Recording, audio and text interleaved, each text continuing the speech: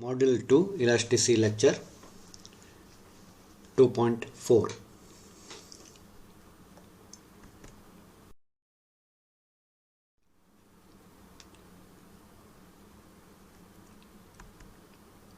Now we will derive the relation between K, alpha and beta. Already we have defined alpha and beta and also bulk modulus K.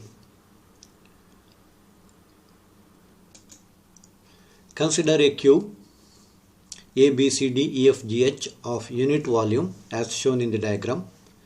Let Tx be the stress acting on the faces A, B, E, F and C, D, G, H.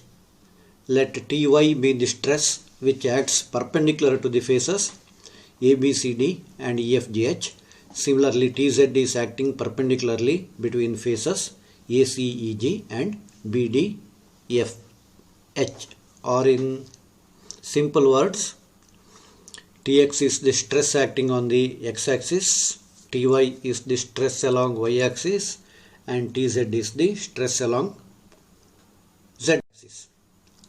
Each stress produces an extension in its own direction and a lateral contraction in the other two perpendicular directions. Let alpha be the elongation per unit length per unit stress along the direction of the forces and beta be the contraction per unit length per unit stress in a direction perpendicular to the respective forces. Then stress like Tx produces an increase in the length of alpha Tx in x direction, but since other two stresses Ty and Tz are perpendicular to x direction, they produce a contraction of beta Ty and beta Tz respectively in the cube along x direction. Hence, a length which was unity along x direction becomes 1 plus alpha Tx minus beta Ty minus beta Tz. Similarly, along y and z directions, the respective length becomes 1 plus alpha Ty minus beta Tz minus beta into Tx. Similarly, the along the z direction, it is 1 plus alpha Tz minus beta into Tx minus beta Ty. Hence, the new volume of the cube becomes 1 plus alpha Tx minus beta Ty minus beta Tz into 1 plus alpha Ty minus beta Tz minus beta Tx into 1 plus alpha Tz minus beta Tx minus beta Ty, that is multiplying the three sides. Since alpha and beta are very small, the terms which contain either powers of alpha and beta or their products can be neglected.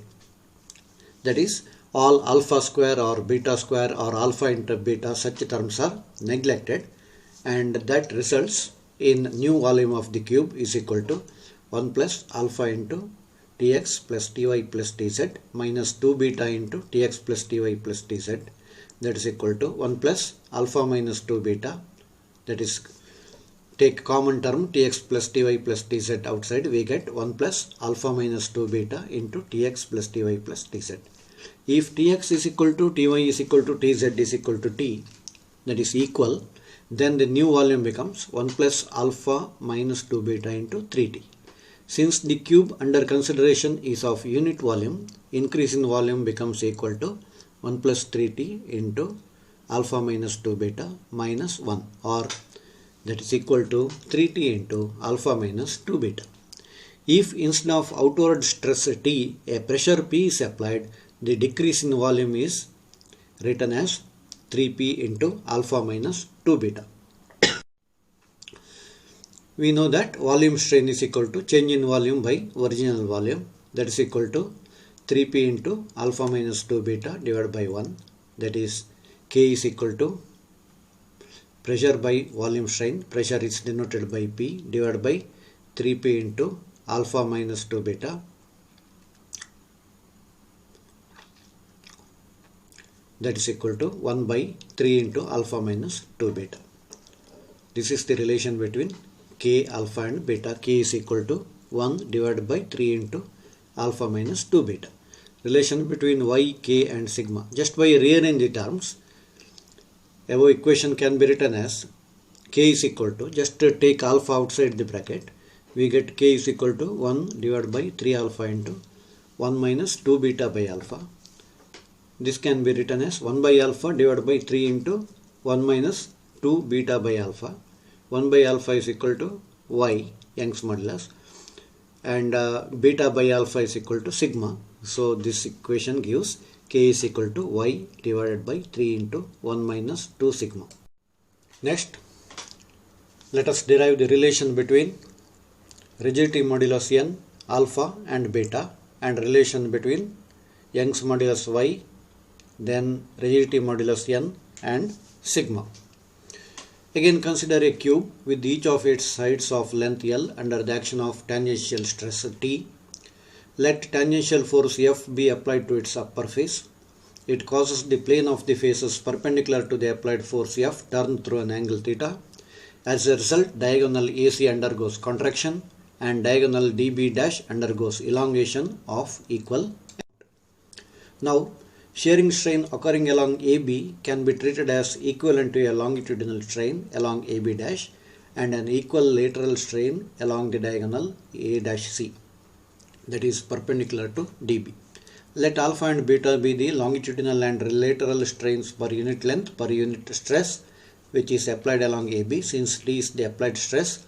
Therefore, extension produced for the length DB due to tensile stress is equal to T into DB into alpha, and extension produced for the length dB due to the compression stress is equal to T into dB into beta. Total extension along dB becomes equal to dB into T into alpha plus beta. It is clear that the total extension in dB is approximately equal to B dash n when Bn is perpendicular to dB dash. Therefore, B dash n is equal to dB into T into alpha plus beta. Therefore, B dash n becomes equal to square root of 2 into L into T into alpha plus beta, since dB cos 45 degree is equal to L. Now angle ABD is equal to 45, and since theta is always very small, angle ABD is nearly equal to angle AB dash D, that is nearly equal to BB dash into N, that is equal to 45 degree. And therefore B dash n becomes equal to BB dash cos 45, or BB dash divided by square root of 2, because cos 45 is equal to root 2. BB dash is equal to L, so we get B dash n is equal to L by root 2. This gives us root 2 into L into T into alpha plus beta is equal to L by root 2. Rearranging 1 by 2 into 1 by alpha plus beta is equal to T into L by L, or that can be written as capital T divided by small l by capital L, or that is equal to T by theta, that is equal to N. Therefore, rigidity modulus N is equal to 1 by 2 into alpha plus beta. That can be also written as 1 divided by 2 alpha into 1 plus beta by alpha, taking alpha outside. Then we get N is equal to 1 by alpha divided by 2 into 1 plus sigma, since sigma is equal to beta by alpha, or N is equal to Y by 2 into 1 plus sigma. Or we can also write this equation as Y is equal to 2n into 1 plus sigma. Relation between Y, K and sigma. We know that n is equal to Y by 2 into 1 plus sigma and K is equal to Y by 3 into 1 minus 2 sigma. Rearrange, we get Y by n is equal to 2 plus 2 sigma and Y by 3K is equal to 1 minus 2 sigma. Adding the above, we get Y by n plus Y by 3K is equal to 3, or Y into 3K plus n divided by 3nk is equal to 3. And we get, therefore, Y is equal to 9nk divided by 3k plus n. Relation between k, n and sigma. We have the relations Y is equal to 2 into 1 plus sigma and Y is equal to 3k into 1 minus 2 sigma. Equating the above equations, we get 2n plus 2n sigma is equal to 3k minus 6k sigma. or rearranging, ultimately we get sigma is equal to 3k minus 2n divided by 2n plus 6k.